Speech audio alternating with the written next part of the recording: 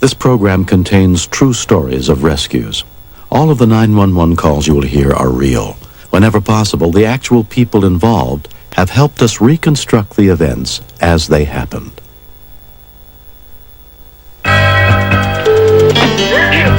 Police department.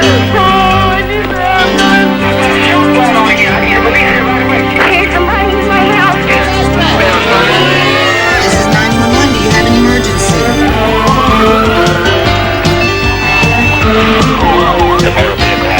Just your emergency service.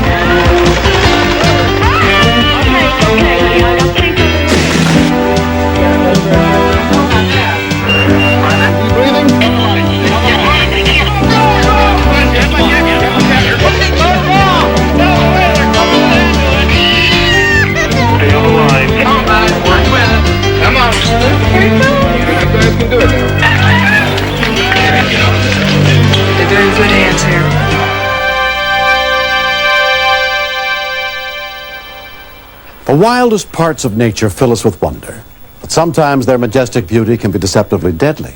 I'm William Shatner. Tonight, true stories of swift actions and kind hearts on Rescue 911. We begin on May 1st, 1986, as a group of travelers were enjoying a 5-day canoe safari through the remote jungle of Zimbabwe, Africa.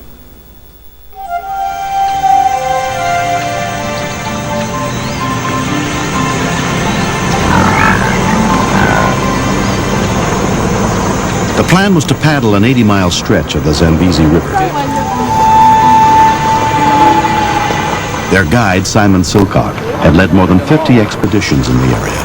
The Zambezi runs through 2 fantastic game parks, and they are both totally virginal bush. It is not unusual to camp and actually to have an elephant come and put his trunk inside your tent. Okay guys, let's get the boats in order. 19-year-old Rupert Novus was on a year-long trip through Africa after finishing college back home in England. There was nothing difficult about the actual canoeing itself. It required a quick 1-minute lesson from Simon when we got in for those particular canoes, and then after that away we went. Oh, this looks lovely. We were going through the middle of nowhere. It was gorgeous.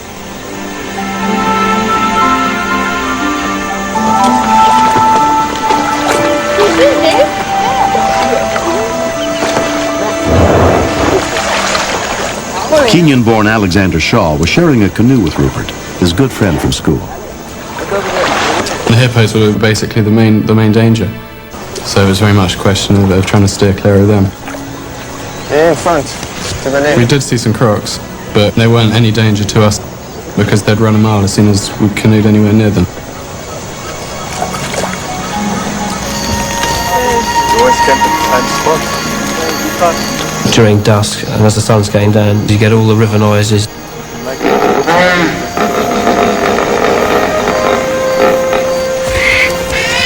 It was great. It was sort of an orchestra in itself.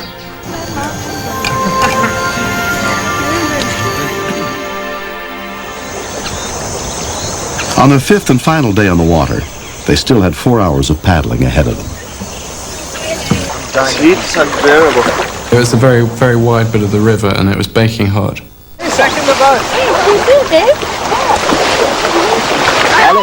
Jeremy suddenly just disappeared, like a fishing float going down. The water was calm on top. We didn't know what had happened to him at all.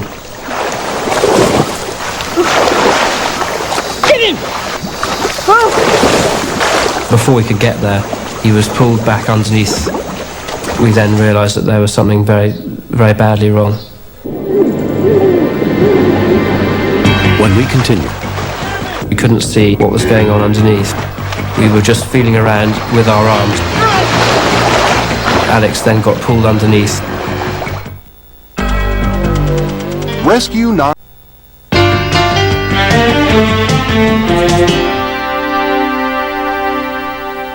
On a canoe safari in the African jungle, 13-year-old Jeremy Lloyd was attacked by a 12-foot crocodile while swimming in the Zambezi River.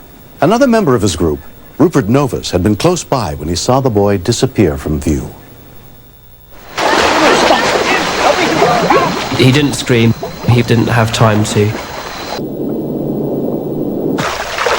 I was a bit confused as to what was happening. Was it a game? Was someone having a water fight?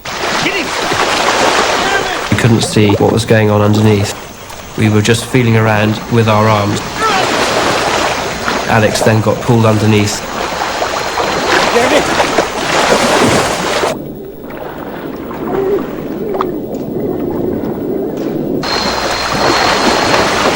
I located Jeremy and I just pulled up as hard as I could.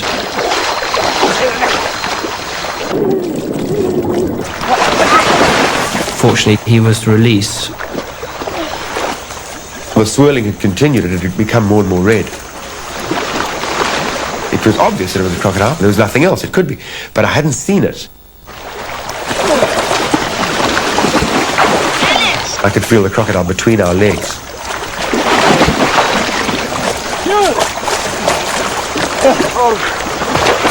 We were all just frantic to get out of the water. Help me get rid of them.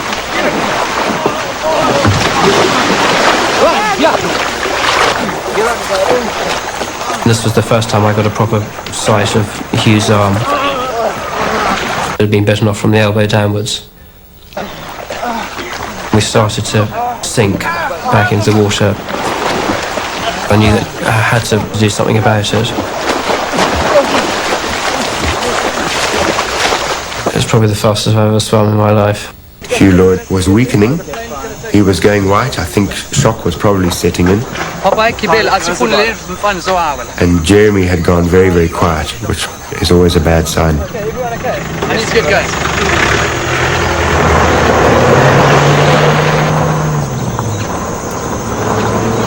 A bush pilot who'd heard about their situation volunteered to pick up the wounded at a nearby clearing for transport to the hospital.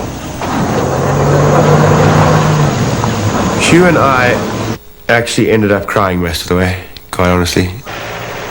I remember him just saying, I'm sorry this has happened, I'm sorry this has happened. But of course I've had to live with a certain amount of guilt because it should never have happened.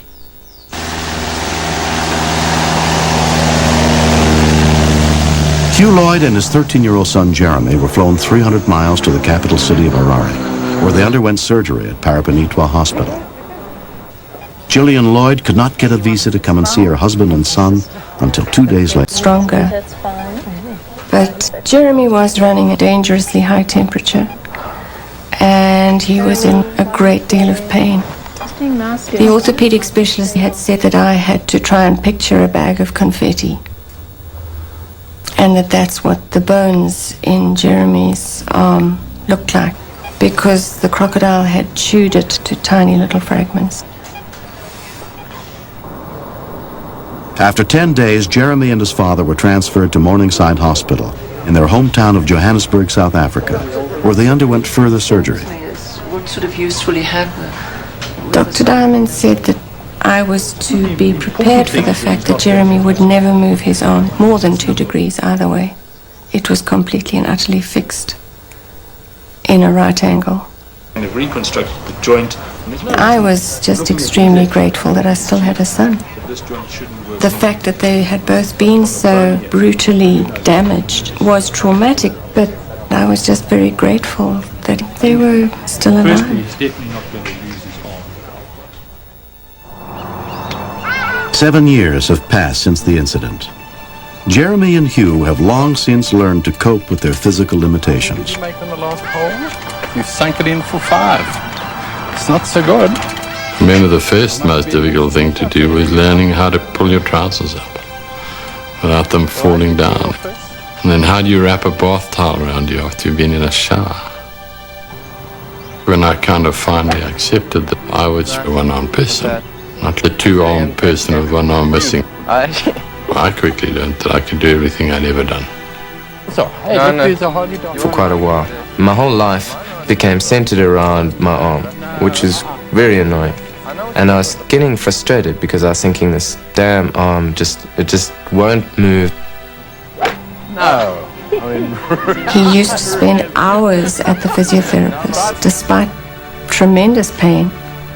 And he now can extend the arm more than 80 degrees. Yeah. Well, you can't It's on. When I was taken, I didn't even know it was a crocodile. The water was just rushing past me. There's no way I could breathe. But by that time, my father was next to it, and he punched it to make it let me go. If it hadn't been for him, then I would have died. I have no regrets. Absolutely none whatsoever. It's the only thing I could have done. It wasn't a matter of choice. Yeah, amazing. Hey, look at them over there.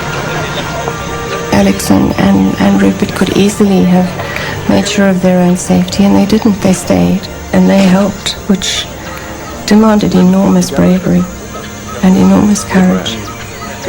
I lived in that country for most of my life, and most people who are taken by a crocodile are never seen again. Look at zebra and goodies over there. It certainly does teach a lesson that has been learnt before, which is that you have to treat nature with extreme caution and utmost respect. I'm grateful for the fact that at the end of the day we're all here and we're all alive to be able to talk about it. It's quite amazing.